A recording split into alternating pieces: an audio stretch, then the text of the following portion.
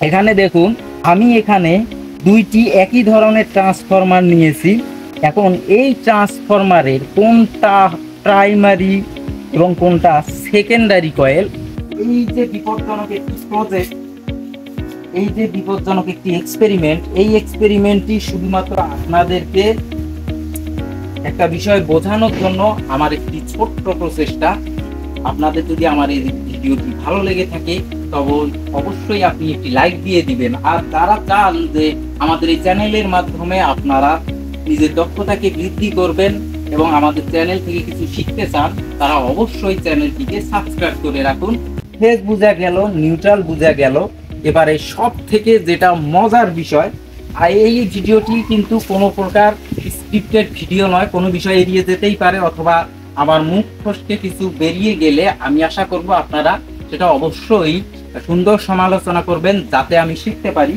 ধন্যবাদ বন্ধুরা। এবারে আমি আপনাদেরকে প্রধানত যে জিনিসটা দেখাবো, আমি যদি লাইটটা অফ করে দেই ভালো হয়, কারণ বেশি আলোতে দেখা যাবে না। আপনি এখানে যদি একটু ভালো করে দেখান, এখানে দেখুন, আমি এখানে দুইটি একই ধরনের ট্রান্সফরমার নিয়েছি।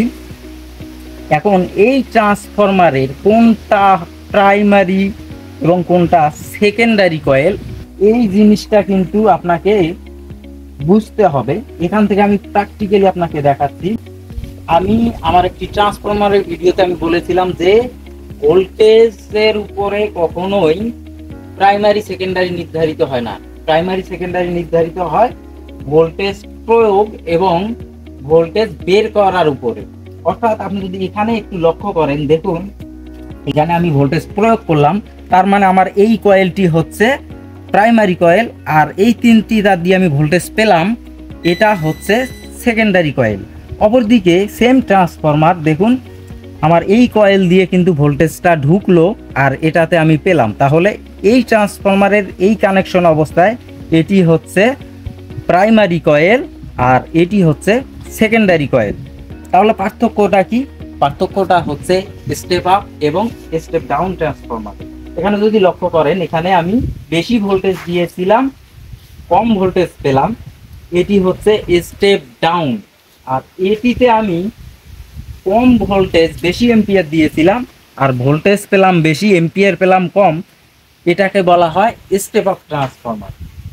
তবে এখানে কিন্তু পাওয়ারের খুব একটা তফাৎ হয় না। নর্মালি আমরা যখন একটি ট্রান্সফরমারের বেসিকটা বোঝাই তখন কিন্তু আমরা ট্রান্সফরমারের লসটা আগেই বোঝানোর চেষ্টা করি না, কারণ এতে অনেকেই তালগোল পাকিয়ে ফেলে। এখনো আমি জুতোটি করতে পারিনি, আমি আসলে দেখছি, বুঝতে চেষ্টা করছি আমি কোনো বিষয় এড়িয়ে গিয়েছি কিনা। তো আমি যদি কোনো বিষয় এড়িয়ে গিয়ে থাকি আপনারা অবশ্যই মন্তব্য করে জানাবেন। সব থেকে বড় কথা হচ্ছে বেসিক ইলেকট্রিসিটির উপর একটি কোর্স ভিডিও আমি আপনাদের জন্য চালু করতে চাই। অর্থাৎ সর্বপ্রথম আমি ইলেকট্রিক্যাল কোর্স চালু করতে চাই, কারণ আমাদেরকে বৈদ্যুতিক ধারণাটা আগে নিতে হবে। আমরা সবসময় কি করি, আমরা একটি সার্কিট সম্পর্কে ধারণা রাখতে চাই। বন্ধুরা, সার্কিট সম্পর্কে ধারণা রাখাটা খুব একটা জরুরি না। কেন বলছি আমি আপনাকে, দেখুন আপনি যদি বিদ্যুতের নিয়ে কাজ করবেন, আপনি যদি বিদ্যুতের ধারণাটাই না রাখেন, আপনি যদি শুরুতেই সার্কিটের ধারণা রাখতে যান, তাহলে কিন্তু সার্কিটটা আপনার কাছে অনেক কঠিন মনে হবে। কিন্তু আপনি যদি বিদ্যুৎ সম্পর্কে ধারণা রাখেন সেক্ষেত্রে আপনার কাছে সার্কিটটা অনেক বেশি সহজ মনে হবে। এই যে এক্সপেরিমেন্টটি আপনাদেরকে করে দেখালাম, আপনি যদি বিশ্বাস নাও করেন, আমি আপনাকে বলবো এই এক্সপেরিমেন্টটি এভাবে করার আগে আমি আলাদা করে ছোট করে কোনো ধরনের এক্সপেরিমেন্ট আমাকে করতে হয়নি, কারণ আমি বৈদ্যুতিক ধারণা সম্পর্কে কিছুটা ধারণা ছিল। আর আপনারা দেখতে পারবেন কতটা ধারণা আছে যদি আপনারা আমাদের ভিডিওগুলি দেখেন। সবশেষ বলবো বন্ধুরা, এই যে বিপজ্জনক একটি প্রজেক্ট, এই যে বিপজ্জনক একটি এক্সপেরিমেন্ট, এই এক্সপেরিমেন্টটি শুধুমাত্র আপনাদেরকে একটা বিষয় বোঝানোর জন্য আমার একটি ছোট্ট প্রচেষ্টা।